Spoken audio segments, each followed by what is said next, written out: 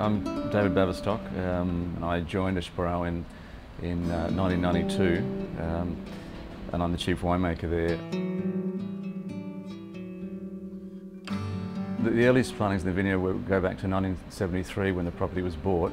As we've introduced new varieties, but mostly we've been concentrating on the local Portuguese grape varieties in the region.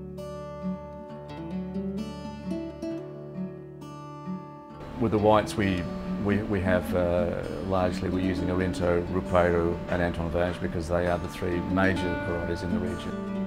And we've introduced a bit of Herdade because it's a great variety. It's Portuguese for a start, and it's also very good in a hot climate.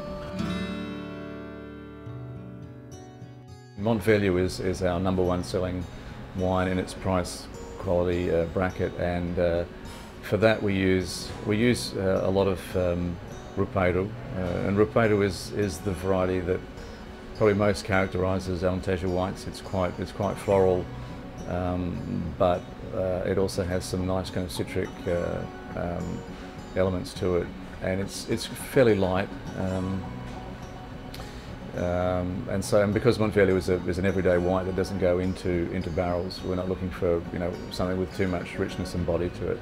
So we use Rupeiro and Perum, which is another local variety, which is quite kind of spicy, and there's always some Arentejo, which is the variety that gives most acidity to the blend. So they're the three main varieties in Montvelho, and we make that wine sort of nice and fresh and crisp and to be sold quite young.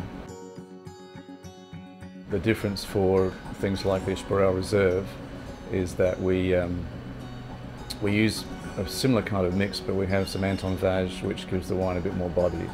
And we also, in the vineyards, we let the fruit stay in the vineyard a little bit longer to get a little bit more ripeness and richness into the grapes themselves. So stylistically, we want Montvelho to be a lighter, more elegant, fresh, everyday drinking wine, and we want Esporão to be a wine that can handle some barrel fermentation, and therefore the grapes have to be riper and more concentrated, and then they can handle some extra complexity.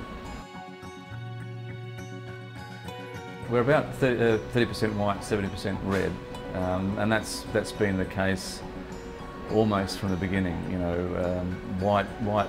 Red sales to white are always roughly 2 or 3 to 1, unless the pendulum swings back a long way towards whites, but I don't think that's going to be the case. The consumer preferences in Portugal are definitely around about 70 to 30, and we're finding that mostly in export markets as well. And given the climate that we have, it makes more sense to perhaps concentrate on reds than whites.